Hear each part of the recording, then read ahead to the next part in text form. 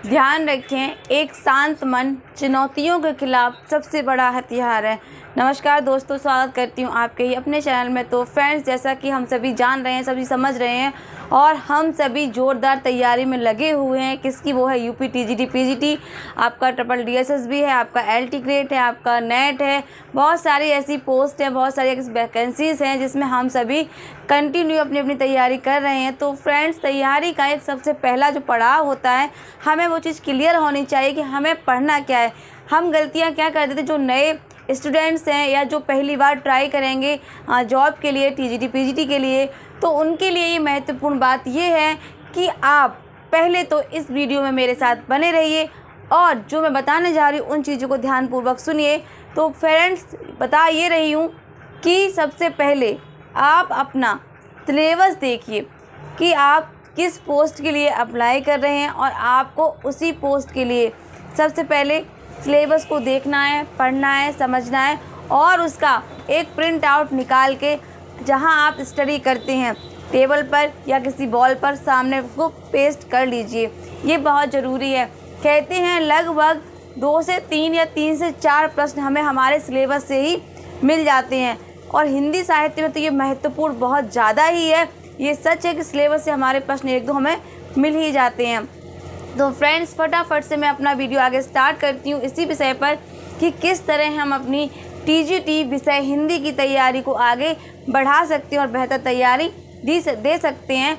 आप में से कई लोग तैयारी में कंटिन्यू है, लगभग 2 साल से, 3 साल से, कोई 4 साल से, तो उसमें मैं भी हूँ, मैं भी तैयारी कर रही हूँ।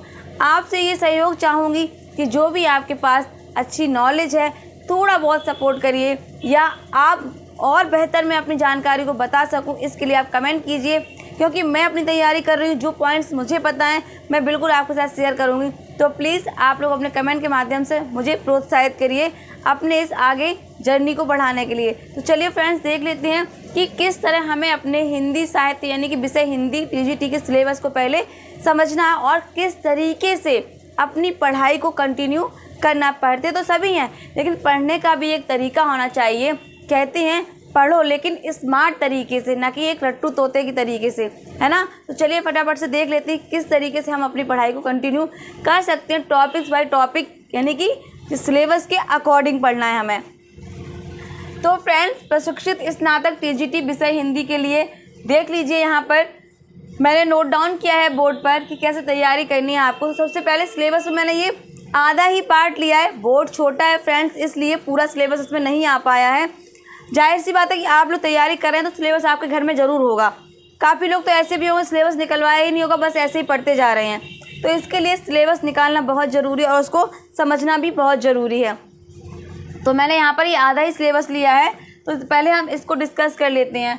हिंदी साहित्य का इतिहास। जी हाँ फ्रेंड्स, सबसे महत्वपूर्ण तो यहीं से सबसे पहला जो टॉपिक है आपका हिंदी साहित्य का इतिहास। हम सभी जानते हैं हिंदी साहित्य का इतिहास सबसे पहले जो सर्वमान्य है वो हमारे श्री आचार्य रामचंद्र शुक्ल जी का है और हमें हर कोई यही प्रेरित करता है कि आप उनको 1 से 10 बार ज़रूर पढ़िए, है ना। तो वाकई में पढ़ना भी चाहिए।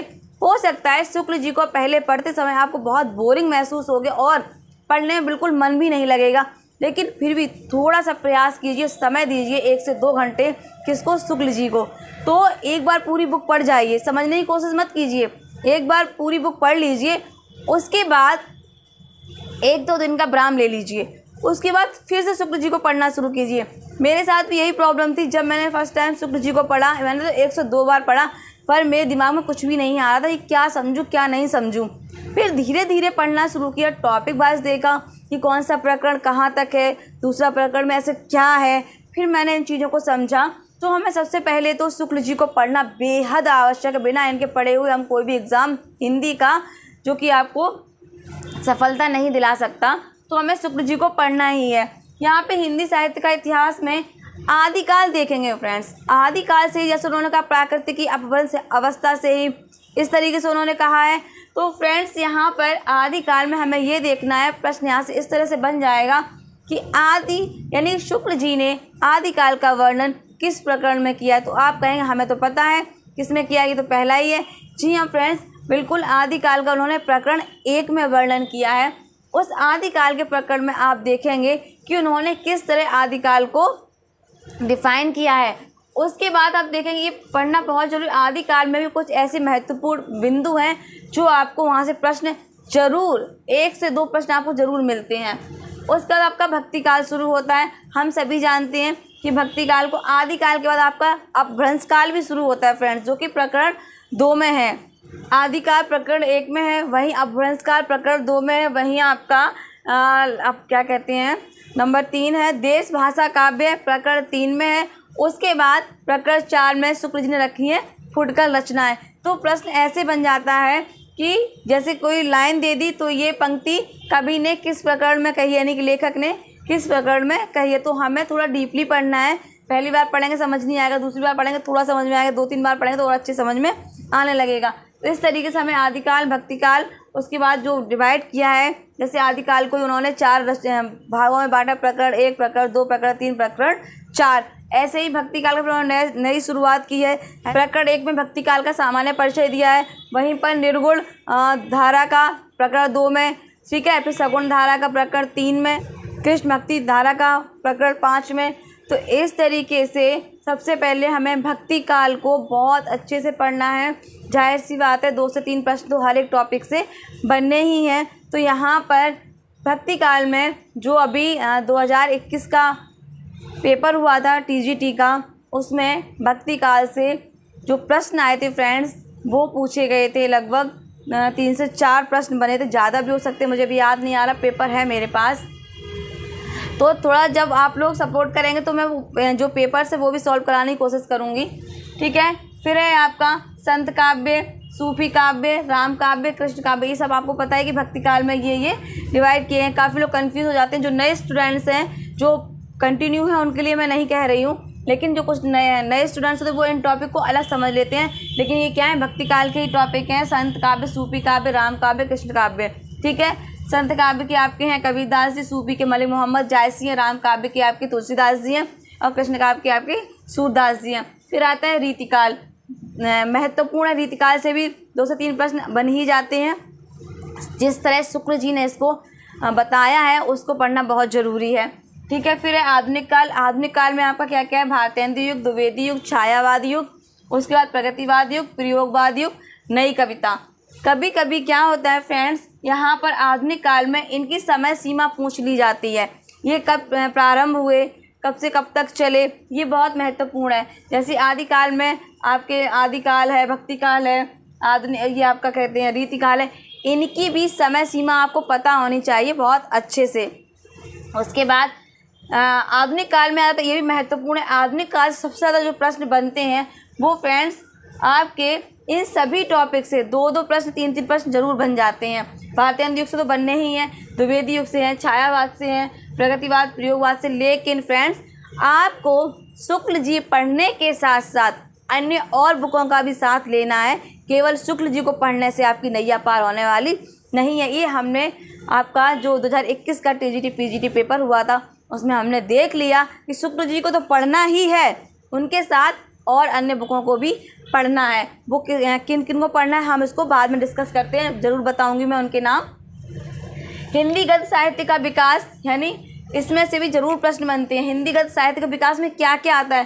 काफ़ी जो नए स्टूडेंट्स ऐसे होंगे उन्हें ये क्लियर नहीं होगा कि साहित्य का इतिहास क्या है, उसमें क्या क्या आता है, ठीक है। आधुनिक काल क्या है, कौन कौन से काल होते हैं, हिंदी गद्य साहित्य का विकास क्या है, इसमें क्या क्या होता है। तो यहाँ पे बता दूँ, हिंदी गद्य साहित्य का विकास में निबंध हैं, नाटक आते हैं, उपन्यास हैं, कहानी है, हिंदी गद्य विधाएँ यानी कि लघु विधाएँ, छोटी विधाएँ, जीवनी है, आत्मकथा है, संस्मरण, रेखा चित्र, यात्रा साहित्य। प्रश्न यहाँ से आराम से ऐसे बन जाएगा, हिंदी गद्य की लघु विधाएँ नहीं है ना। 4 होंगी, उसमें एक कोई दूसरा होगा, 3 सही होंगी, एक गलत भी होगा। अगर आपको पता होगा कि ये होती हैं तो आप उसको सही भी कर सकते हो। तो जीवनी, आत्मकथा, संस्मरण, रेखा चित्र, यात्रा साहित्य। फिर गद्य काव्य, व्यंग, हिंदी के रचनाकार एवं रचनाएं बेहद महत्वपूर्ण है। हिंदी के रचनाकार एवं रचना ये लगभग नए कवि और नए लेखकों की पूछी जा रही हैं, क्योंकि 21 में नए कवियों की ही पूछी गई थी। 2-3 रचनाएं थीं जिन पर हम अटक गए। और फ्रेंड्स इतना सिलेबस मैंने बताया आपको कि आधा है। आप लोग एक काम करिए, पहले पूरे सिलेबस को प्रिंट आउट करवा लीजिए और उसको अच्छे से 2 से 3 बार पढ़िए, ठीक है। उसके बाद आप शुक्ल जी अपने पास रखिए ही रखिए, उनको आप जितनी बार पढ़ सकते हैं उतनी बार पढ़ने की कोशिश कीजिए। फिर आप इनके साथ साथ पिछली बार जो पेपर आया था उसमें बच्चन सिंह से प्रश्न पूछे गए थे और आपके राम स्वरूप चतुर्वेदी जी से प्रश्न पूछे गए थे, तो ये बुक्स पढ़नी भी बहुत ज़रूरी है। आप एक नगेंद्र जी की बुक, एक शुक्ल जी की बुक, एक बच्चन सिंह जी की, एक राम स्वरूप चतुर्वेदी जी की, यहाँ तक हो सके हजारी प्रसाद द्विवेदी के भी कोशिश करिए इन सबको पढ़ने की। अगर आप पढ़ सकते हैं, शॉर्ट नोट बना सकते हैं तो पूरी कोशिश करिए। और बाकी आप लोग जो तैयारी में लगे हैं कंटिन्यू लगे रहिए। इन्हीं सफलता, अभ्यास और प्रयास के साथ यदि हम सब लगे रहेंगे तो ज़रूर अपनी अपनी मंजिल को प्राप्त कर लेंगे। ज़रूरत है हिम्मत ना हारने की और अपना प्रयास प्रयत्नशील करते रहने की। तो फ्रेंड्स, इसी के साथ एक छोटी सी कोशिश थी कि सिलेबस से क्यों ना रूबरू हुआ जाए। जैसा कि मैंने कहा था यहाँ से भी आपके 1-2 प्रश्न मिल ही जाते हैं, तो मैं भी तैयारी शुरू कर रही हूँ। तैयारी में तो 2-3 साल से कंटिन्यू हूँ, लेकिन अब पूरी तरीके से तैयारी शुरू करनी है, तो सोचा क्यों ना हम आप मिलकर तैयारी शुरू करते हैं। तो फ्रेंड्स, वीडियो देखने के लिए आप सभी का बहुत बहुत धन्यवाद। प्लीज़ लाइक कीजिए, कमेंट्स ज़रूर कीजिए। आपके कमेंट्स और लाइक से ही मैं मोटिवेट होती हूँ। इसके लिए आप सभी का वीडियो देखने के लिए बहुत बहुत धन्यवाद।